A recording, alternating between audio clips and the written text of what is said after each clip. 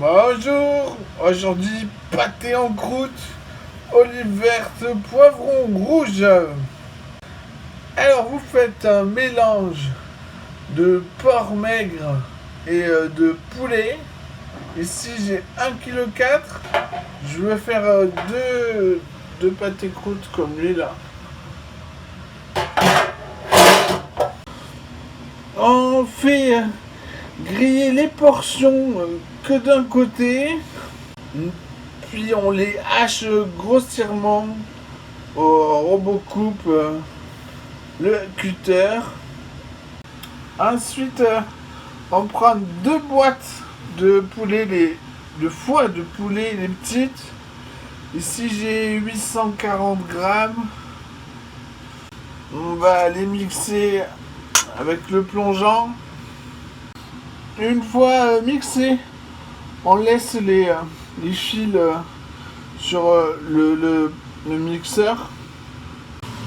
Ensuite, on ajoute 200 grammes de fond, ceux qui s'affichent là-haut, 3 œufs, 3 cuillères à soupe bombées de farine. Ensuite, on sale, on poivre, on mélange, on goûte en cuisant un petit bout dans un verre au micro-ondes. Et on recommence si nécessaire. Quand vous mélangez, si vous trouvez des longs fils, jetez-les. Ils se bloquent dans la cuillère quand je... Ensuite, on le pèse. On divise en 3.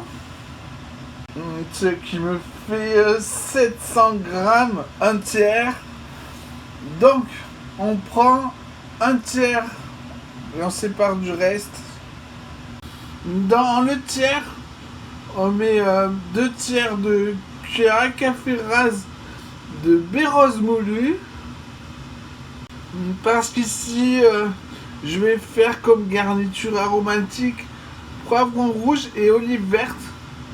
Là, les baies roses, c'est pour les olives vertes. J'en mettrai pas dans les poivrons rouges. On prend 60 grammes d'olives vertes dénoyautées qu'on incorpore dans le tiers de pâté qu'on met dans un plat et dans un plat avec un peu d'eau. On met ça au four, des pains à froid, ventilés, 180 degrés, au milieu du four. Pendant que ça cuit, on va émincer, puis robot, puis découper en petits bouts avec des ciseaux. Alors il vous faut 150 grammes de poivrons.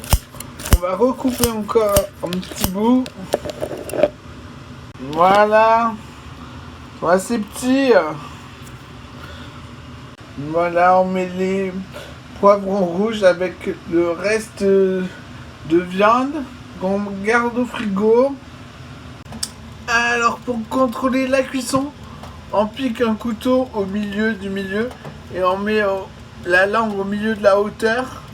Si c'est brûlant, c'est bon. On met le plat dans un bac d'eau froide, un quart d'heure. Ensuite, on va le rouler pour que ça fasse un rond au milieu du pâté croûte. En fonction de la hauteur, faites la taille maximum, c'est la hauteur. Voilà, alors on range bien dans le film alimentaire. Je l'ai coupé en bout. On rabat le haut là. Puis on va faire passer. On range bien, on écrase bien tout. Puis quand c'est bien rangé, on vient fermer. Avec les 2 mains, on vient pincer ici et ici en même temps. Et on va rouler en tenant les 2 bouts. Voilà, jusqu'à ce que ça fasse un boudin. On va ranger dans le plat. Voilà. Et moi, je vais en faire un deuxième. Voilà, c'est fait au frigo. On fera la suite demain. Le lendemain, on met le pâté qui reste dans un plat à gratin, dans la plaque noire avec de l'eau chaude du robinet, jusqu'à ce qu'il soit brûlant à cœur. Le four en ventilé, 180 degrés, départ à froid, au milieu du four. Pendant ce temps, dans les plats, là, on va mettre de la pâte brisée. Moi, je l'ai achetée toute faite. Pensez à tenir les bords avec un excès de pâte tout aux quatre coins.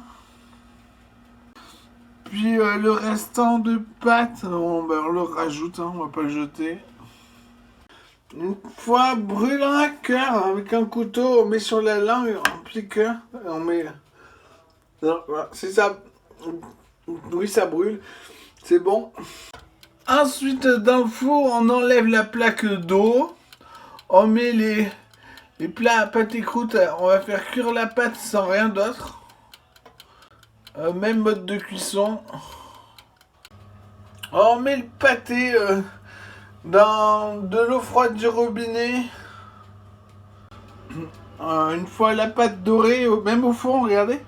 On la sort du four, on laisse tempérer. On met un fond de pâté poivron. Puis on en met sur les bords de façon à insérer le boudin aux olives. Voilà, alors avec les doigts, j'ai bouché les trous bien tassés. Mais vous voyez, ça déborde. Il a un peu de place pour la geler quand même. Et là, le boudin, il dépasse trop. Bon, du coup, on va en mettre que sur les bords. Voilà. Et là, il y a un trou pour le boudin. Voilà. C'est quand même plus joli comme ça. Tout là, je vais remplir de gélatine. Alors de la gélatine plutôt du fond. Comme ça sera celui avec les os. Ça sera gélatineux et goûtu. Ce fond là, c'est important d'en avoir toujours au congélateur. Ça sert pour tout. Une fois réfrigéré, on peut le manger. Ça a l'inconvénient d'être beaucoup trop savoureux. Du coup, on peut manger ça avec une ratatouille et du riz. Et voilà, bon appétit!